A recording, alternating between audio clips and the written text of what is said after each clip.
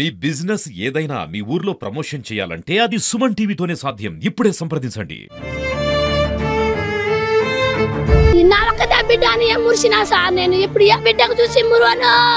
Welcome to Suman TV Warangal. ఏదైతే మళ్ళీ వరుసగా ఇన్సిడెంట్లు జరుగుతున్నాయో హన్మకొండ ప్రాంతంలో గౌతమి అనే వివాహిత ఆత్మహత్య చేసుకుంది. ఇది ఆత్మహత్య కాదు, హత్యనే.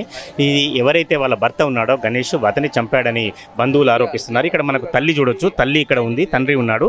తర్వాత వాళ్ళ ఇదంతా కూడా అంటే సూర్యాపేటకి ఇచ్చిన వీళ్ళ కుటుంబం అంతా కూడా మహబూబాబాద్ జిల్లా నుంచి తరలి వచ్చింది. ఇక్కడ అంటర్ రోడ్ సహకార నగర్ ప్రాంతంలో వాళ్ళు కిరాయికుంటున్నారు. దీనికి సంబంధించిన వాళ్ళ మేనమామ ఉన్నారు, తల్లిదండ్రి ఉన్నారు. వీళ్ళ తండ్రిని ఒకసారి పలకరించే ప్రయత్నం చేద్దాం. నాన్న, ఇప్పుడు అసలు ఏం జరిగింది నీకు తెలిసినంత వరకు చెప్పు. నాకు తెలిసిన వరకు ఎంతమంది పిల్లలు మీకు? ఒక పాప, ఒక బాబు. పాప గౌతమి. గౌతమి గణేష్ బాబు. ఆ బాబు చదువుకుంటుండు. పాపకు అయితే మా 3 నెలలు 5 ఈ వారం చేసిన కట్నాలు 25 లక్షలు కట్నం కూడా ఇచ్చిన. ఆ డబ్బులు పెట్టి బంగారం కొనిపించిన మాతో. ఆటో డ్రైవర్ ఇంకా సాదుకుంటాడు కానీ ఆటో కూడా నమ్మకం. ఒక్కడే కొడుకు కానీ సంతోషంగా సాదుకుంటాడు, ఒకటే నా బిడ్డ అని. ఆటో 1 లక్ష రూపాయలు ఇట్టి ఆటో కొనిపించిన. ఇక నా బిడ్డ సుఖం ఉంటుంది కదా, ఇంటికాడ ఒక ముద్ద అన్నం తిని అన్నం వండి పెట్టిస్తే వెళ్ళిపోతాడు కదా అని ఆలోచనతోనే నేను ఆయనకు ఒప్పుకున్న ఖరారైంది. నమ్మకంతో బంగారం అవన్నీ మొత్తం ఇచ్చేసినాం. మేము రెక్కల మీద కష్టం చేసి అన్ని నమ్మించి మంచిగా చేసిండు. ఒక నెల 15 రోజులు వాళ్ళ మా దగ్గర 3 రోజులు నిద్ర, 16 రోజులు పండగ అట్లా వచ్చి ఇవన్నీ ఉంటాయి కాబట్టి ఒక నెల 15 రోజులు వాళ్ళ ఊర్లోనే ఉండు. ఇక మా ఇంటికి ఇట్లా తిరుగుంటా, వాళ్ళ ఇంటికి ఆడ ఉండు, అట్లా చేసుకుండు. అయితే మంచిగా ఉన్నారా అని మాకు అనిపిస్తుంది. కానీ బిడ్డకు 3వ రోజు నిద్ర కాడనుంచి పెళ్లి చేసిన కాడనుంచి ఒక్క నైటే మంచిగా ఉంటాడు. తెల్లారి 2వ రోజు నుంచి ప్రతిరోజు నేను నీకు చేసుకున్న కారణం అంటే నేను అంజలిని చేసుకుంటా. నీకు వాళ్ళ తల్లిని అమ్మాయి అట, రిలేషన్. అమ్మాయిని నీకు ఎప్పుడైనా చంపేస్తా ఇది అది బేరు పెట్టేదట అమ్మాయిని. కానీ ఆ అమ్మాయి విషయం మాకేం చెప్పలే. ఎంత ఇబ్బంది పెట్టినా ఏం చెప్పలే నా బిడ్డ. అట్నే ఆమె కొడతా ఉంటే మా బిడ్డ అట్నే దాచుకుంటా ఉంటుంది. కొడుతుండు కానీ మాకు ఇంటికాడ మేము 16 రోజులు పండుగ పిలిచినా కూడా వాళ్ళిద్దరు మంచిగా వస్తున్నారు. మళ్ళీ ఏ పండుగ పిలిచినా మంచిగా వస్తారికి మేము నమ్ముకుంటున్నాం. అయితే తర్వాత నెల 15 రోజులు అయిన తర్వాత 2 నెలలకు ఇక వరంగల్ పోతాం బావా అని చెప్పారు. ఇంకా ఏ సాయం వాళ్ళ నాయన చేసుకుంటాం. మా నాయనకు 1 లక్ష రూపాయల మేకలు వేపి అంటే నేను ఏం చేసిన అంటే ఈ 16 రోజులు పండుగ వచ్చారు కదా, వస్తే బండి ఇప్పియాలంటే నేను బండి వద్దు, నీకు ఆటో ఉంది కదా, ఆటో ఇప్పించింది కదా, నీకు మళ్ళీ బండి ఎందుకు 1 లక్ష రూపాయలు పెట్టి మేకలు కొనిపిస్తా. మేకలు మేపుకుంటే 1కి 2 అవుతుంది, పొద్దుగా అవుతుంది సంవత్సరం అని చెప్పి ఆ 1 లక్ష రూపాయలు తీసుకుపోయి ఆయన నేను కలిసి ఆ ఇరారం గ్రామంలో ఆ బండి ఒప్పుకున్నాం కదా, ఆ బండి బాపతి ఆ ఇరారం గ్రామంలో పోయి ఒక రైతు దగ్గర 1 లక్ష రూపాయల మేకలు కొన్నాం. ఇప్పించి వాళ్ళకి ఇచ్చేసిన తర్వాత 2 నెలల తర్వాత నెల 15 దాటిన తర్వాత మళ్ళీ వరంగల్ వెళ్ళిపోతాం బావా అంటే సరే మంచి పోయి రారే అన్న. అయితే మా భార్యని తీసుకుపోయి ఫస్ట్ రూమ్ ఈడ మాట్లాడారు. వాళ్ళ అన్న ఈడ ఉండరు. వాళ్ళ అన్న మాట్లాడితే మా భార్య వాళ్ళు ఇంకా 4-3 ఆడలు వచ్చి ఈడ మన బిడ్డని ఉప్పుతో సహా మనం పెట్టాలి కదా మళ్ళీ నా బిడ్డకు. అయితే మా భార్య తీసుకొని ఇక్కడికి వచ్చి ఒక 2 రోజులు ఉంచి ఆ రూమ్ ఇచ్చి వచ్చి అయితే మంచి 1 నెల దాడు ఉన్నారట ఆ రూమ్లో. ఆ రూమ్లో ఉండేసరికి ఆ సారోళ్ళు ఖాళీ చేయి మళ్ళీ వేరే రూమ్ చూసుకొని మీరు నాకు దీంట్లో క్షమాలు వస్తాయని చెప్పారండి. ఆడ ఏం జరిగేది మనకు చెప్పేసరికే మరి ఆ బిడ్డ మళ్ళీ వాళ్ళ తమ్ముడు, ఈ పిల్లగాని తమ్ముడు అన్న ఈడ ఉంటాడు, ఏది సంతోష్ మాత గుడి దగ్గర టెంపుల్ దగ్గర, ఆయన ఆడ రూమ్ కిరాయి ఉంది మా అన్న. అయితే వాళ్ళ ఇంటి పక్కన రూమ్ ఉంది కిరాయి, ఇంకో షెడ్ ఉంది రూము, ఇగో ఈడ ఉంది తమ్ముడు అని అనేసరికి ఆడ వాళ్ళు షిఫ్ట్ అయ్యారు. ఇట్లా సంగతి నాయన అంటే సర్లే బిడ్డ మంచిగా రన్ మేము చెప్పేసిను. వాళ్ళు మంచిగా ఉన్నారు, ఎన్ని టాతులు పెట్టినా నా బిడ్డ బరాయిస్తానే ఉంది. కానీ మాకేం చెప్పకపోయేసరికి మొన్న శనివారం నైటు మా భార్య ఫోన్ చేసి మాట్లాడి నాకు ఫోన్ చేసింది. శనివారం మధ్యాహ్నం నాకు ఒకసారి ఫోన్ చేసి ఆడున్నాను నాయన అంటే నేను మందు కొడుతున్నా బిడ్డ, ఏమైందంటే ఏం లేదు నాయన అమ్మాయి ఆడుందంటే అమ్మ ఫోన్కి చేయి, అమ్మ మన చిలకలనే ఉంది అని నేను చెప్పేసిన. ఫోన్ కట్ చేసిన. ఇక వాళ్ళ తల్లి బిడ్డ వాళ్ళిద్దరు మాట్లాడుకోరు మధ్యాహ్నం టయానికి. మళ్ళీ సాయంత్రం 5-6 గంటలకు మా భార్య వచ్చింది. నేను మందు ఇటు అడిపోయి నేను సాయంత్రం 6 గంటలకు వచ్చిన. మళ్ళీ నేను వచ్చి స్నానం చేసి ఆమె స్నానం చేసుకుంది. శనివారం అయితే మా భార్యకి అడిగిన బిడ్డ ఫోన్ చేసింది అంటే మధ్యాహ్నం చేసింది. మరి రేపు మనం వీరభద్ర స్వామి దగ్గర మాకు మొక్కుపడి ఉంది. మొక్కుపడి ఉండేసరికి బిడ్డ కూడా వస్తుందేమో కనుక్కో, బిడ్డను కూడా వాళ్ళిద్దరిని తీసుకుపోదాం, ఖర్చులు ఒక 1000-1500 అవుతా అని చెప్పేసరికి నేను చేస్తలే, నేను పొద్దున్న దాకా కష్టం చేసి వస్తే నేను కళ్ళు తాగిపోతా, ఒక సీసా కళ్ళు తాగుతా, నేను పోయి వస్తా అని నా భార్య నేను చేస్తా నువ్వు పోయి రాపో అన్నది. అయితే సర్లే అని నేను ఆడ ఈ మాట్లాడేసరికి 8 అయింది. మళ్ళీ ఒకసారి నా భార్యని అడిగిన, బిడ్డ ఫోన్ చేసిన అంటే నేను ఇప్పుడే చేసిన, రేపు వస్తా అన్నారు ఇద్దరు కలిసి, ట్రైన్కి వస్తా అన్నారు. వస్తే మంచి సంతోషంగా పోదాం, ముక్కుపడి తీసి ఒక కోడి పిల్లని కోసుకొని అన్ని తిని వాళ్ళు తింటారు, మనం తిన్నట్టు అవుతుంది, వాళ్ళు అటుపోతారు మన ఇటుపోతాం అని మేము చెప్పిన సార్. ఇదే మాట సార్, మాకేం తెలియదు. ఇక లాస్ట్ మాట మా బిడ్డది తెల్లారి గట్ట 6 బాగు మాకు ఫోన్ వచ్చింది, మా బామ్మర్దోళ్ళ ఫోన్తో వచ్చింది.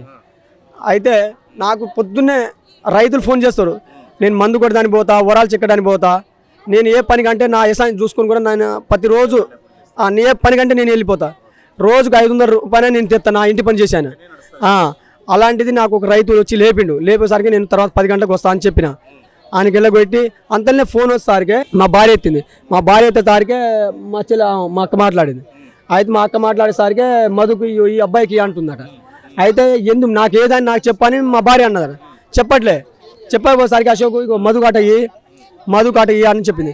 ఏంది ఈ పంచాయతీ ఉందా ఏందని మొన్న వాళ్ళ మేనత్త మా భార్య పంచాయతీ పెట్టారు మా ఇంటికాడ వచ్చినప్పుడు. అయితే దీని గురించి వాళ్ళ అన్న గిట్ట పంచాయతీ కానీ మాకు భయం అవుతుంది. అయితే నేను ఫోన్ ఇచ్చి వాళ్ళు మాట్లాడుతారు.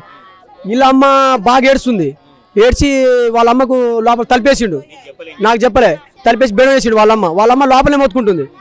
అయితే ఏందని మా భార్య అప్పుడే అంటూనే ఉంది, ఆమె శాంతి చల్లుతుంది, నేను ఆకిలి ఊడుస్తూనే ఉన్నా, ఎందుకంటే దేవుని దగ్గర పోవాలి కదా, మళ్ళీ వీళ్ళు బిడ్డలు కూడా వస్తా అన్నారు, మళ్ళీ ఎట్లా మా బాధ నేను చేస్తాను.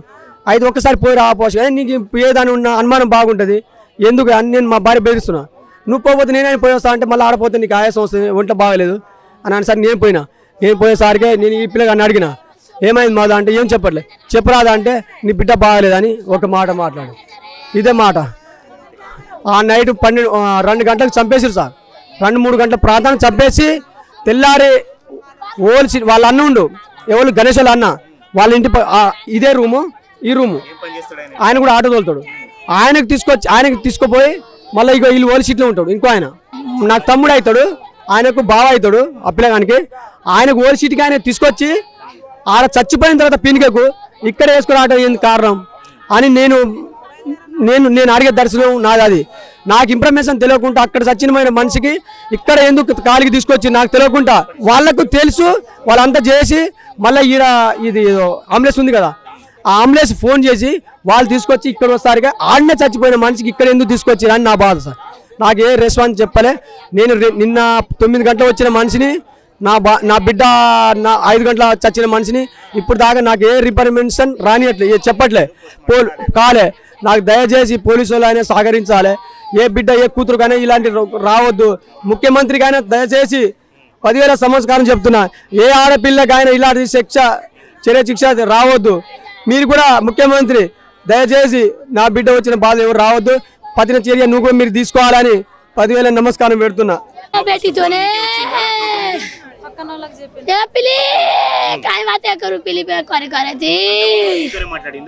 నాతోనే మాట్లాడింది సార్, ఎప్పుడు చెప్పలేదు సార్. ఏ బాధ అయినా పెట్టిండ అంటే ఏ బాధ పెట్టలేదని నమ్మించింది సార్. నాకు నీ సొమ్ము ఏడా ఉందంటే దాచుకుంటా అని చెప్పింది, కానీ సొమ్ము ఆ పిల్లకి ఇచ్చిందని నాకు ఎప్పుడు చెప్పలే సార్.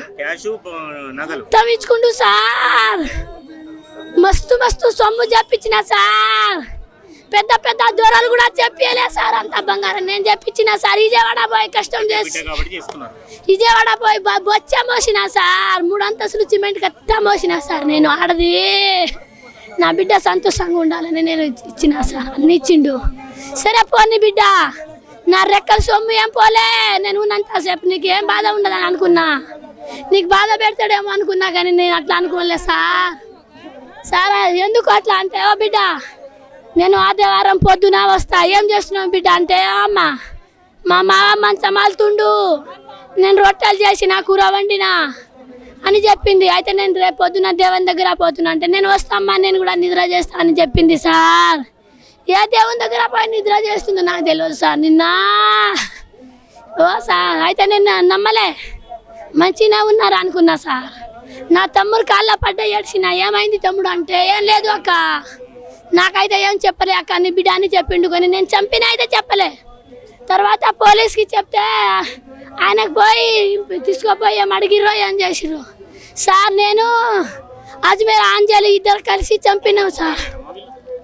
దగ్గర రిలీజ్ అయినా సార్, మా వాళ్ళందరూ ఉన్నారని నేను ఇచ్చిన సార్. నా సార్ అజ్మీర్ అంజలి నేను ఇద్దరం చంపినా అని చెప్పిండు సార్. అప్పుడు నాకు తెలిసింది సార్. నేను అప్పుడు దాకా నేను నమ్మకం పెట్టలే సార్.